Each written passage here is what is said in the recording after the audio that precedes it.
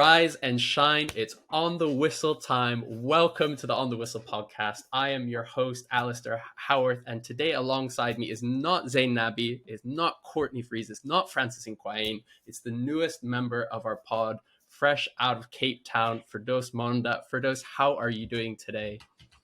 Yeah, I'm well. It's actually very, very cold in Cape Town at the moment. I'm not having the best weather time, but I'm well. I'm excited for what's going to be, I hope, an amazing conversation with somebody that really all football fans should know, should be interested in, should care about, because it's phenomenal. You know, we're having such an amazing year in South Africa of women's sport. We had the T20 Cricket World Cup. We've got the Netball World Cup on our doorstep. We are the African champions in football, and I just think this is an amazing year and an amazing time to be telling women's stories in a country where really we know women have a lot of problems. You know, we've got huge rates of GBV, we've got massive patriarchy to overcome, and here we are celebrating our success. So I'm very excited to be here. I mean, there's certainly loads to celebrate from a South African perspective and from a footballing perspective in general, because we have a very, as you mentioned, we have a very, very special guest today. You know, we're heading into my favorite time of the year, which is the kind of Northern Hemisphere summer, but more importantly, the World Cup time. And in this year, it's the FIFA Women's World Cup is kicking off in Australia and New Zealand. And returning to the podcast is a one-time AFCON finalist as a player, one-time finalist as a head coach, and now, since her last appearance on the show, a AFCON champion. It's Coach Desiree Ellis. Coach, how are you doing today? I'm also in the very cold Cape Town. Came home for a couple of days, and it's freezing outside, but get to spend time with family before we go into camp, because that's going to be long and hard. So just clearing the mind a bit and going in refreshed. Yeah, and Coach, you know, we're on the verge of the World Cup. You know, like you said, you're about to start off traveling for who knows how long, and the busyness and the hecticness, you know, and for you, you know, reflecting a little bit on the last year, the journey from the AFCON and now going into the World Cup, you know, how do you feel in terms of that, in terms of yourself, but also Banyana Banyana going into the World Cup? We're really looking forward to it, though. Getting back-to-back was huge for us. That was the key one before going for the big one, which was the WAFCON. I think since WAFCON, many lives have been changed. Players got a couple of contracts in different countries. The league has gotten better. That has really helped. It's not where we want to be, but it's a step in the right direction.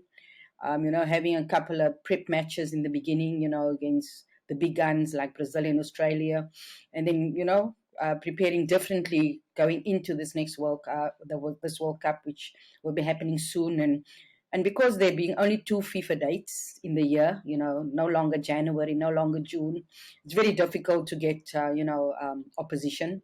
But we were quite happy with what we got. And we used, the April window for a longer period to work with the local-based players. And we also had a local camp in May, as well as a, goalkeeping camp. So that's really, really helped us. Our conditioning coach has also been in contact with clubs and players, especially the ones abroad, checking up on them, and also, helping with players locally. We sort of have a partnership with the academies, sports academies around the country, to assist us in getting us into better shape, etc. Because we know, this one's going to be more difficult. This one's going to be extremely difficult in terms of, only 2 teams qualify out of the group. There's no chance of a third place. We could have had a much more difficult draw. Not that this one isn't difficult.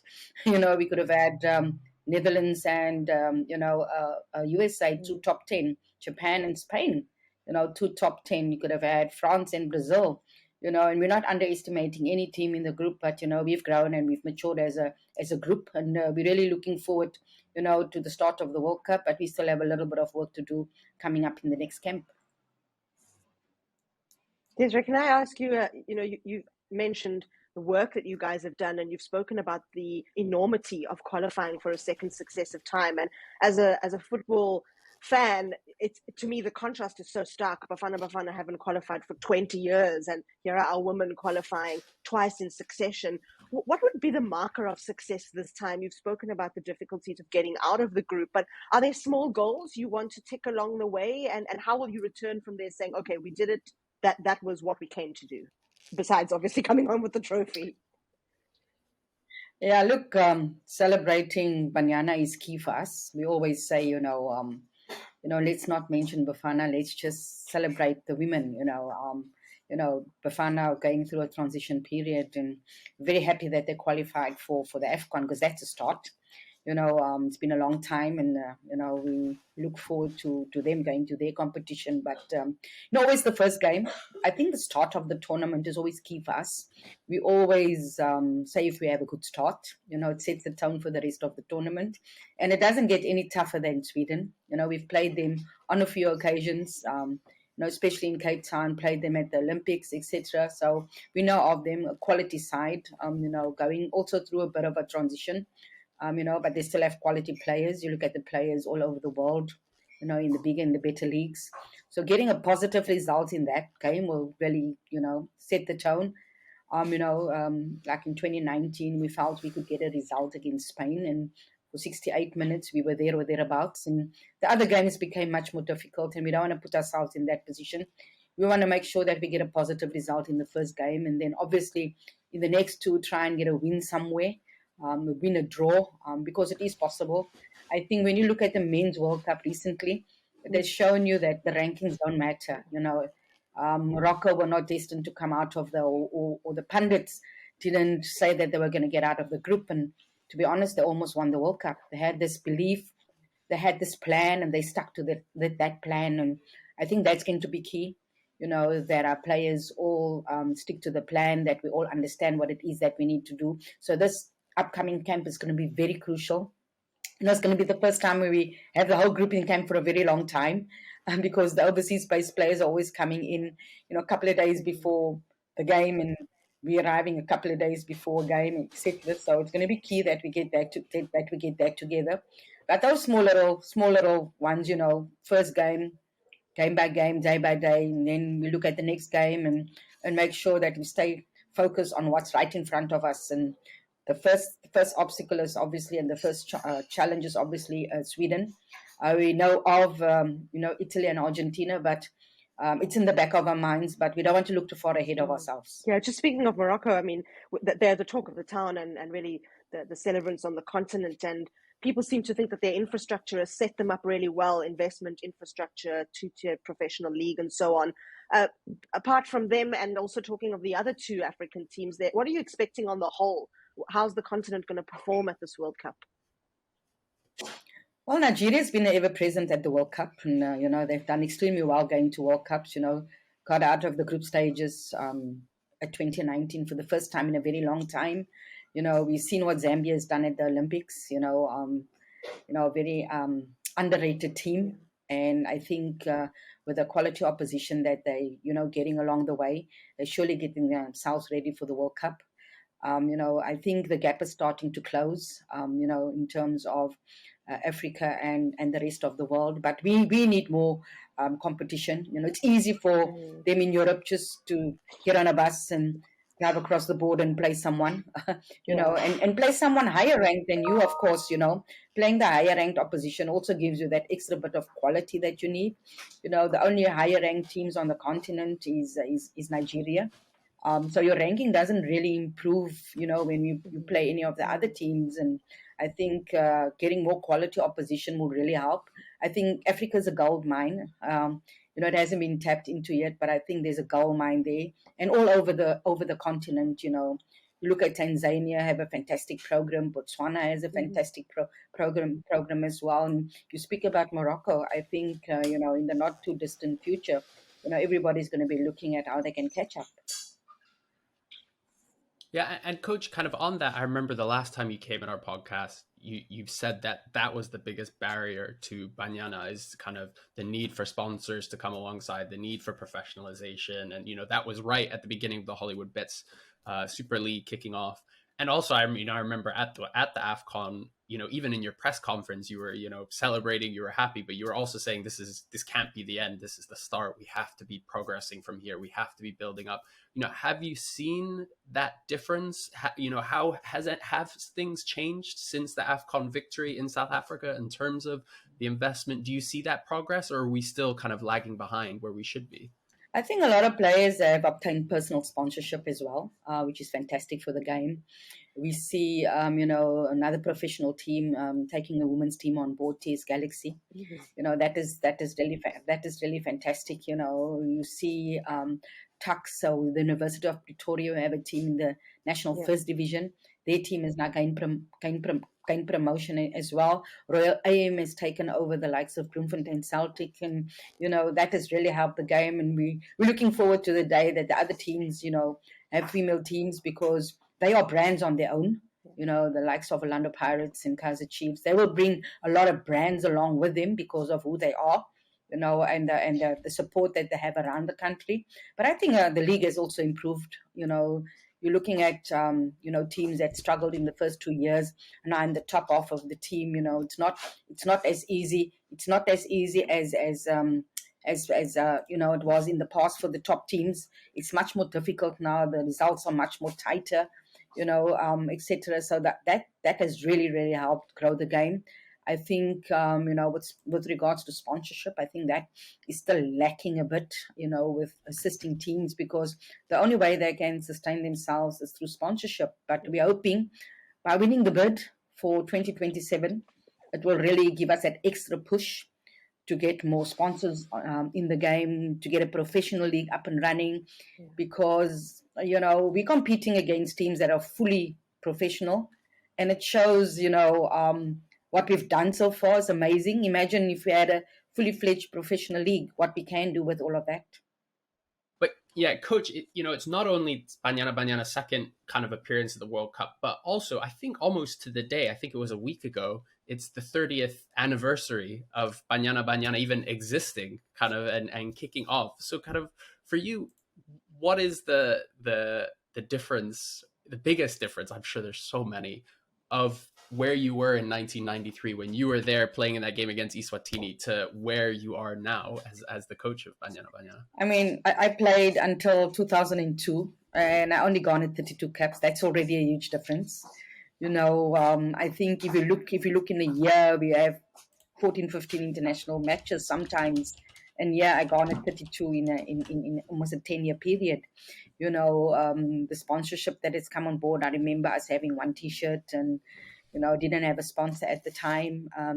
Not in my wildest imagination could I have thought that we would play the USA more than once. Back then, I think the first team we played was almost at the end of my international career, when we played the likes of the Netherlands. Now we've played them 3 or 4 times. We've played Sweden, we've played France, Japan, all these top teams. I think that has changed a lot. And even though we are ranked number 54 in the world, there's still a lot of teams that still want to play us because of what we offer and what we bring. I think that has changed a lot. We have a lot more players playing at better clubs abroad. Who would have ever thought that we'd have someone at AC Milan or Atletico Madrid just to be, and we've had players there, Tembi and Rafil Wejani. And that would never have happened in the past. So, all of those things have changed. University football has gotten bigger and better.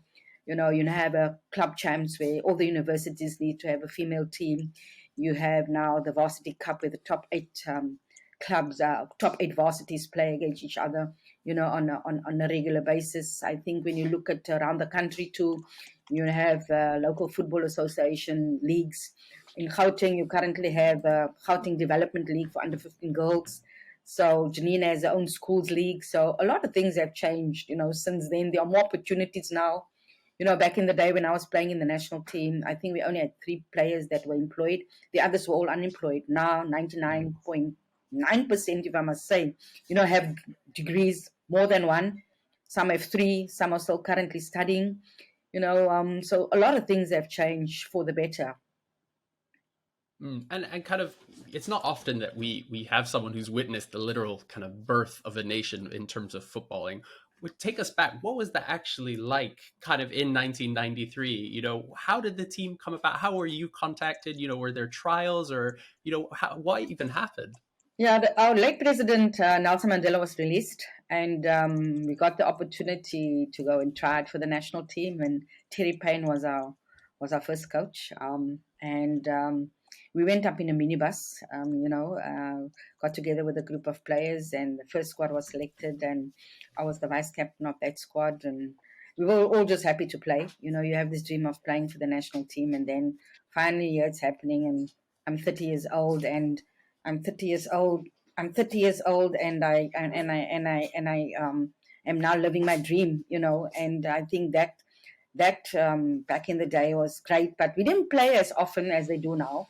We'd only play when there's a competition like the WAFCON. If nothing happened in the year in between, we would do absolutely nothing. And then we'd all of a sudden just come together and, play a competition. Back in the day, there wasn't really qualification for youth tournaments, Our U17 qualified for the first time in 2010, and then 8 years later qualified as well. You now have the regular COSAFA Cups, not just for seniors, but you have now for youth as well. I mean, I played in 2002, and then I think there was one in 2008 and 2011, and then the next one was only in 2017. There's bursaries now for young players out there, both locally and abroad. So those opportunities have all opened up. I think, it can still be better. We're not saying it's enough, but a lot has changed. Equal pay now as well, after winning that medal, things have changed a bit for the better, but there's always more that can be done in terms of development. There's a lot more that can be done. We don't play a lot of football in our schools. That happened in the past when after I stopped playing, but it happened in the past. And I think there's a lot that can still be done, but we're not where we were. We're in a better place. Tim, I wanted to ask you, I mean, we've heard the story told, but it's just the most fascinating story about taking the bus over to Eswatini, playing that game, beating them, coming back and having this punctured tire and not being able to get back to your work in time. I mean, looking back now, it seems funny, but I guess it wasn't that funny on the day, right? No, it wasn't. We all have to make a living somehow. We traveled from Cape Town actually, and played them in Johannesburg, and on the way we got a puncture, and they said that I absconded, and one of our late administrators actually came to see them, and they were not interested, and so I was out of work for 3 years.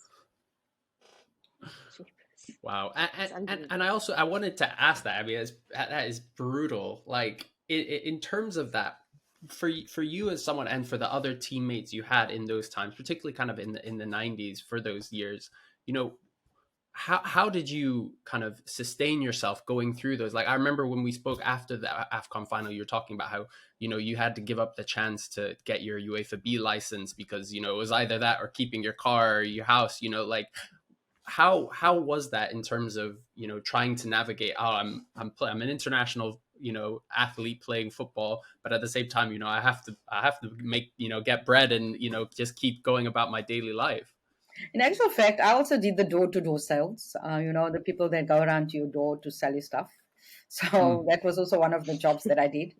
I worked at a sort of bakery, but that also sold food. You weigh the food in a container and you sell it to people. So I worked at that as well. Did fan letters for kickoff, typed the fan letters out for the editor, and packed subscription in the subscription department, and then rush and take a taxi until I got the full-time job as a picture editor at Touchline Media. Until obviously I became an ambassador for the 2010 World Cup, and it was still not easy though, because after the first camp for the national team, all your leave would be gone, and everything else that you do after is unpaid leave. So whatever monies we got, which wasn't a lot in the day, I had to put that aside and make sure that I'd at least cover a portion of my salary. Did you enjoy being a picture editor? Did you feel that maybe the media was a career worth getting into? I actually enjoyed it because it was something involved in sport. It actually broadened my knowledge on not just football, but all other sports, because when somebody came in for something, or there was something that happened, some newsworthy thing that happened, and they had to come in to get a picture, I had to already be on top of it to know what it is that they were looking for. And, I got to DSTV, got a TV to make sure that I'm impressed with, whether it's golf or gymnastics or whatever it may be. If a client Yeah. asks for a particular picture, I know exactly what they're looking for because, I know it's happened. So I really enjoyed it. But when football came along and offered me better opportunities, I couldn't say no. Yeah, I want to just Absolutely. ask you a little bit And did, about. Oh, sorry, Alistair. I just thought a no, good no, go for it.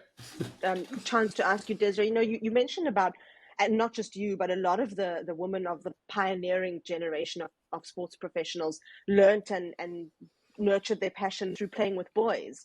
And I think we're going to see in maybe the next 10 or 20 years that girls will be able to play with girls and be able to play in girls' teams, and the structures will be there for them. And I'm just wondering your opinion on, is there an advantage to learning the game through playing with boys, or would it be better to just have your own girl structure from the get-go? And do you think it'll change the kind of professional sports person we'll get?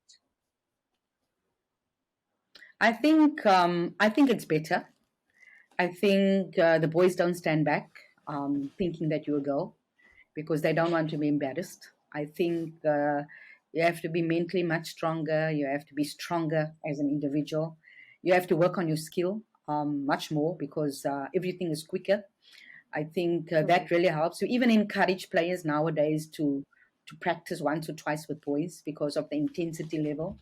I think that has really helped. I think around the world they still have mixed football around the world where girls just don't play on their own and boys, but they have mixed football. I think that is really important, especially in the foundation phase. It's really, really important where you see an under-8 girl, a 10-year-old girl playing in an under-8 boys team, and and I've picked up many players playing in boys football. They have the tactical and technical ability because some were even captains of boys teams because of what they can do, and I think that has really helped me, be a better player than playing just with girls.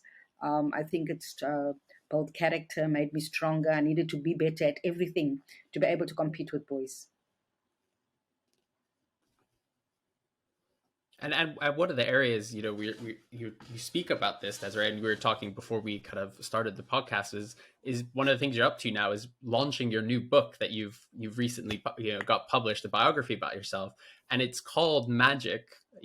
Where is the inspiration behind that name? Because I think it has to do with a lot of this. Actually, when I played interprovincial football in the early 70s, late 70s, early 80s, we played against a team called Southern Transvaal. That is like Gauteng, but the southern part of Gauteng. And according to this lady, Michelle, I humiliated them on the field.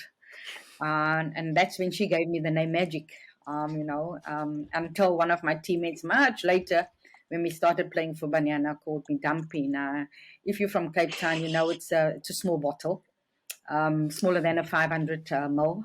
That's what they call a dumpy. And she would put all the bottles down, and she would find this small bottle that resembled me. And that's where I got that nickname from. And when I was speaking to my manager, talking about that, and Magic came up and he said, that would be great for a book because everything that has happened has been magical. Yeah.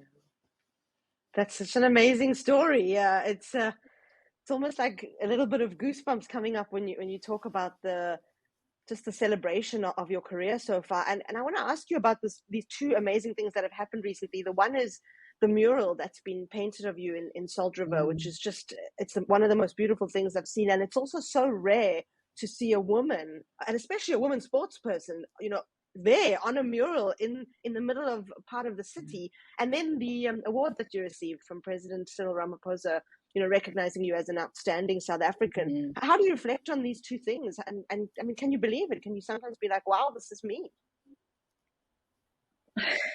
No, most definitely. We don't do things for awards and rewards. I think I spent most of my school days in Salt River, even though we didn't live there. It was a trek every morning, Monday to Friday, during my junior and senior years, to Salt River because my parents both worked, and we stayed by my grandmother afterwards. And the Salt River Heritage Society decided to put up that mural. I wasn't present at the unveiling. My mother and my rest of my siblings were present, and when I saw it at first hand, it was very emotional.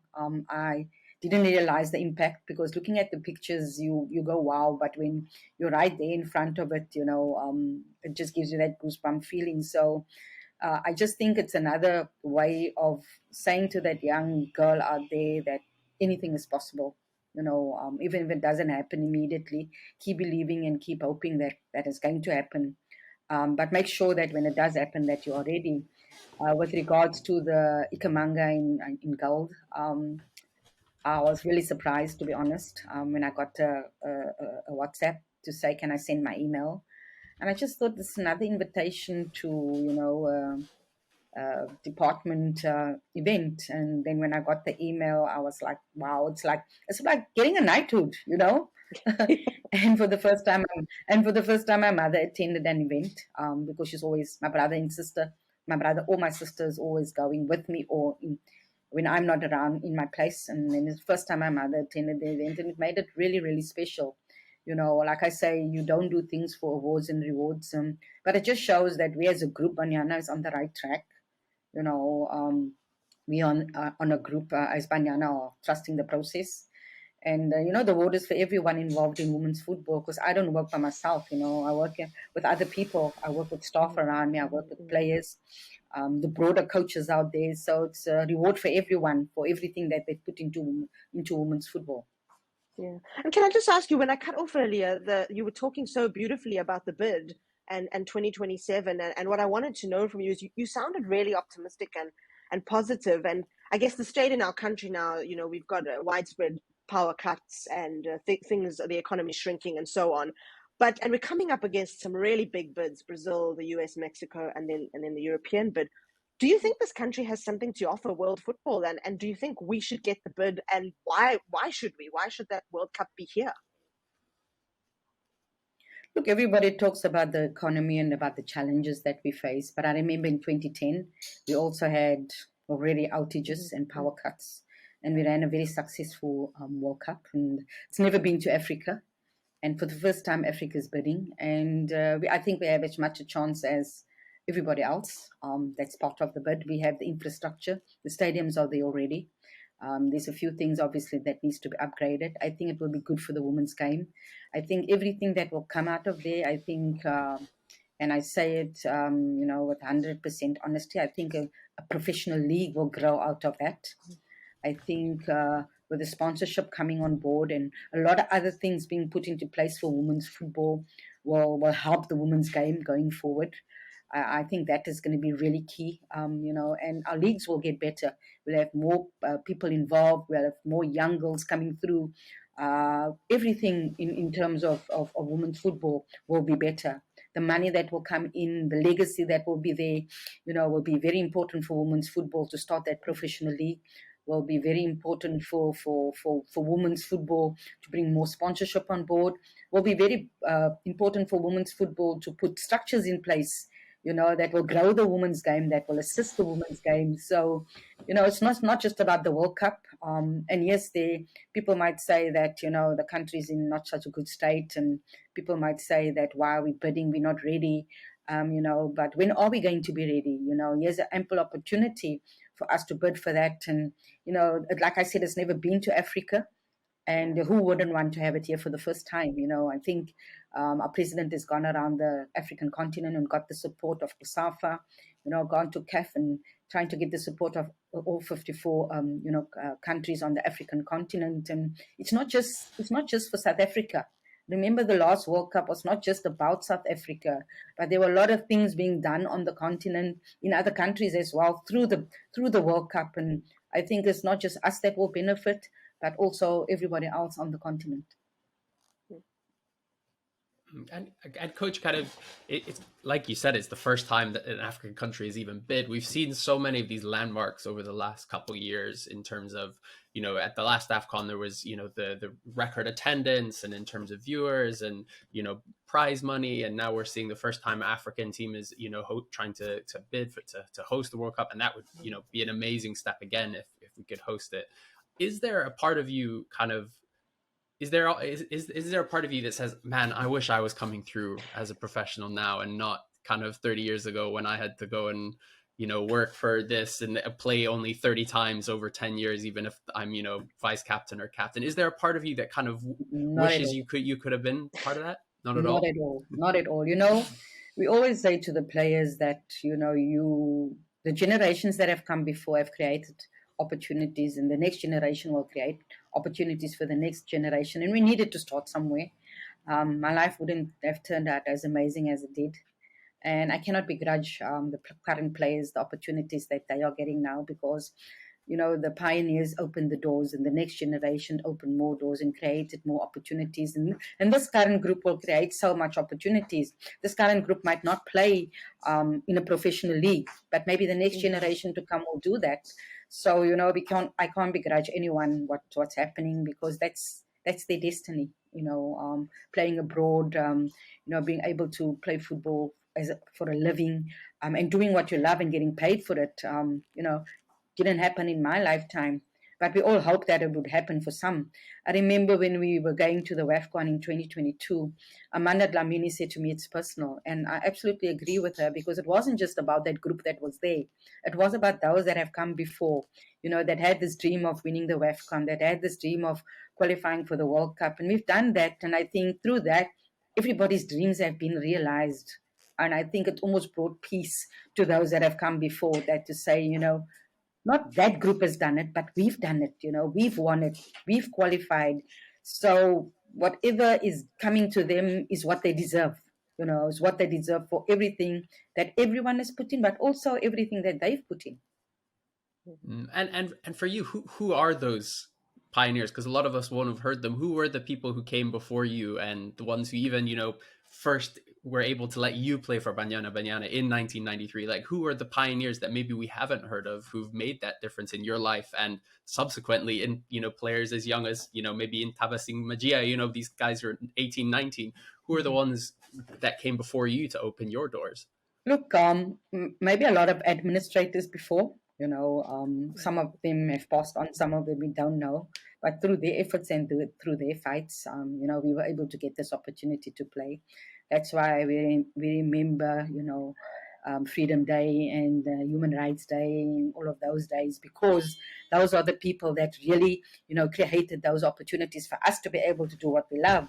And then the group that I was with, that group, Kabuzita, Amina Samuels, Bertha King, Penny Keith, Anthea Charles was the first captain, those group of players, Sibongeli Kumalu, and the administrators, Nomsam Klang, who's been involved in South African football for a very long time, but now involved a lot more in university football, Fran Hinton Smith, Ilam Groenewald, other administrators that, no longer part of women's football. All of them have played a very, very crucial role, in creating those opportunities for us, and there's so many that you can mention, coaches that have come before, so many, but there's too many to mention. And some, like I say, some have come even some or some that we don't even know, that have created these chances for us.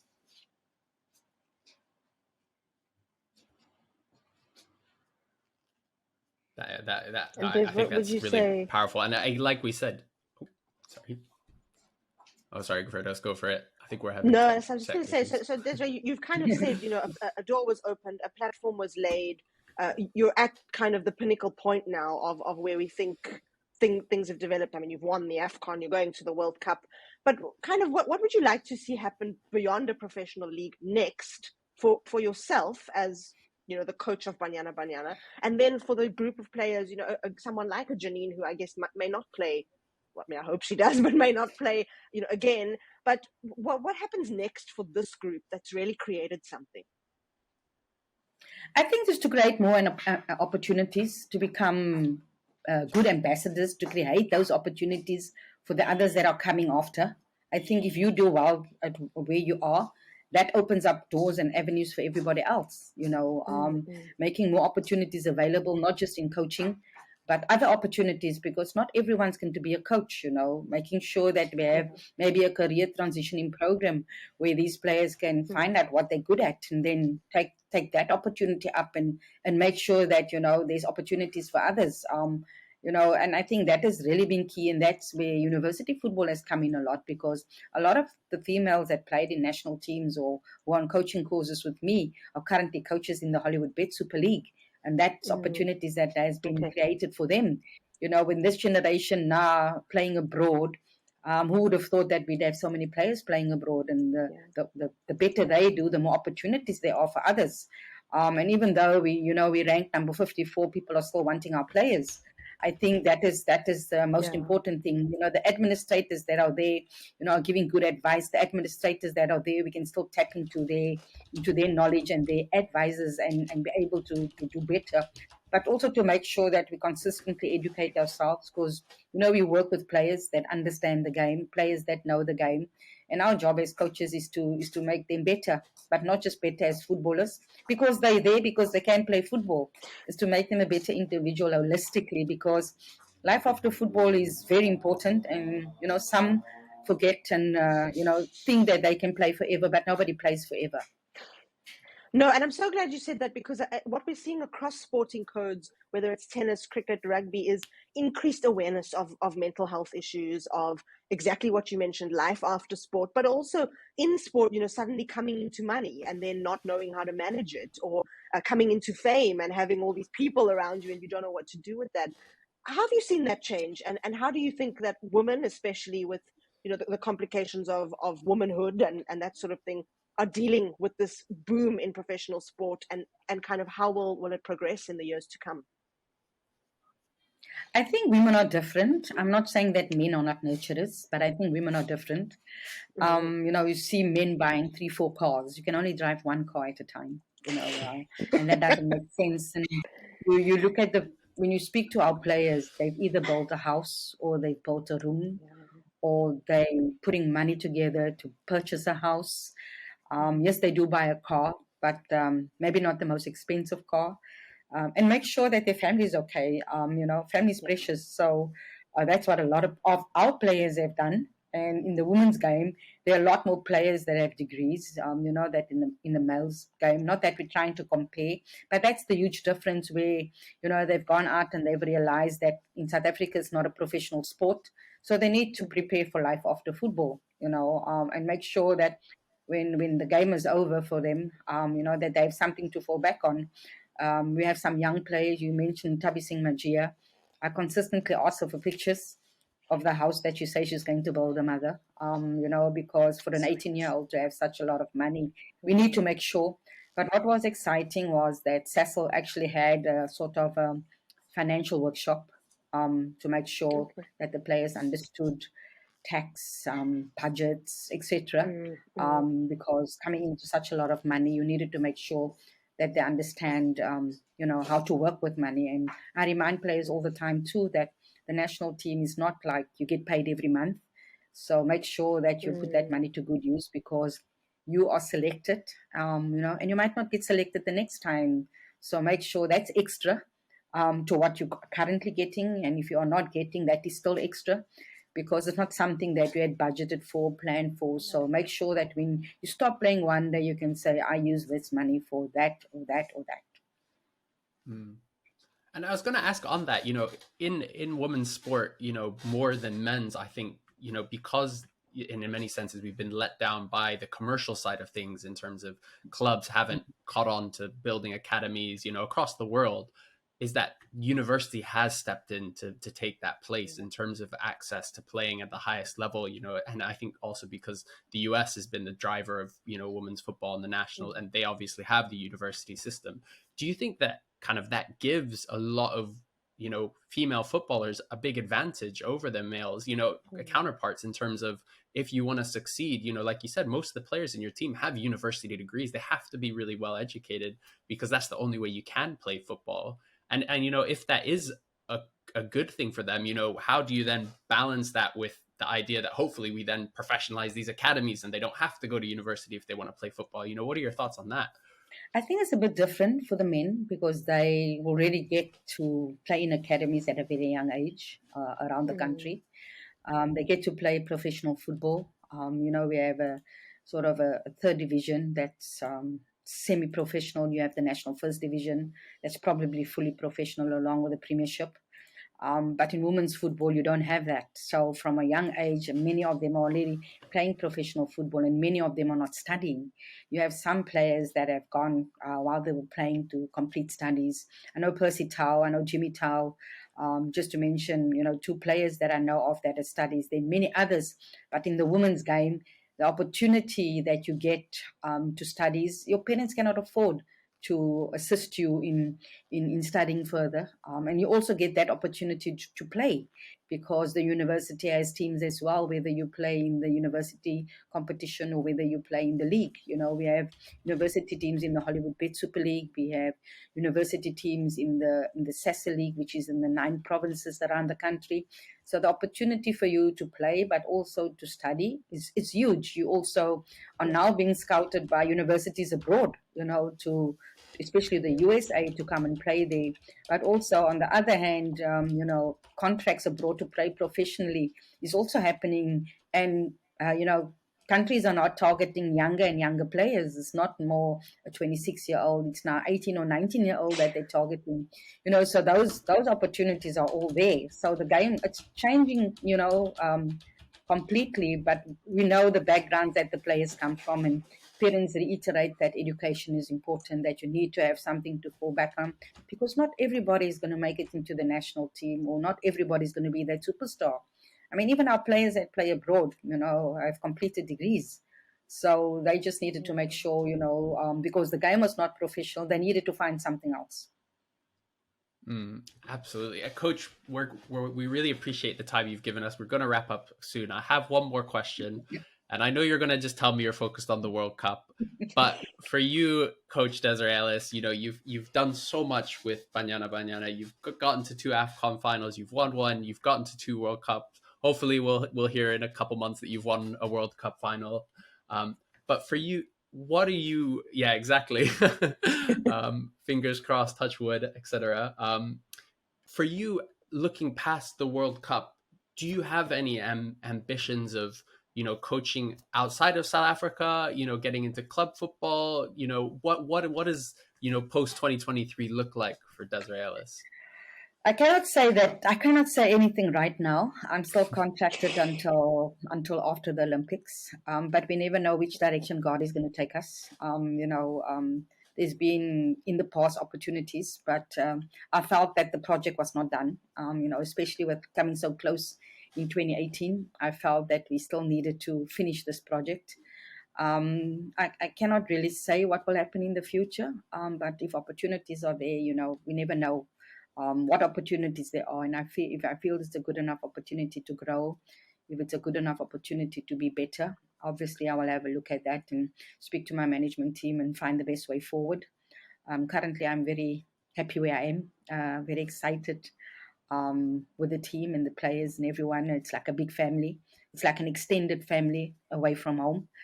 And other than that, we have this huge task ahead of us where the expectations are so high, and even higher now that we the African champions, even higher. But realistically, we want to do well. We want to possibly get out of the group stage, and that will be huge because you never know what can happen after. But it's all about that first game, And for me, it's always a collective. It's never about one individual. And if the team doesn't do well, though, then it's about me. Yeah.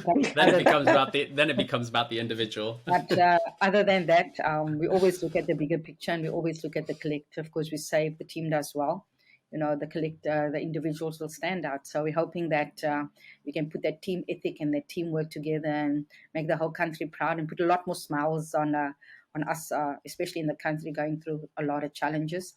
Because President Dr. Jordan always says, as footballers, you entertainers, people come out, and for that 90 minutes, they forget all about their problems. And for that 90 minutes, when you put a smile on their face, for that 90 minutes, they forget about everything. So we're hoping during the World Cup that, we can put smiles on the people's faces, but it's never about one individual. It's always about the collective. And Coach, you certainly will be putting a smile on our face when we watch you guys go up against Sweden and in that first game at the World Cup. We cannot wait to watch. Thank you so much, Coach, for joining us. And for those of you who are listening, watching along on YouTube, we have plenty more content coming out before the World Cup. We've got some interviews lined up, some exciting stuff. We'll be covering the tournament in full, as well as women's football going beyond. As you know, oftentimes we see that it's kind of women's football coverage in particular is restricted to tournaments, but we want to see it grow. We want to see more of that coverage, and that's, you know, why Firdose has joined us as well. So please give us a follow on OTW_podcast on Twitter, Instagram, Facebook. We've just started a TikTok account, which I'm very much struggling to run, but please give us a follow there. Coach, thank you so much for joining us. We cannot wait to watch you play your play in New Zealand.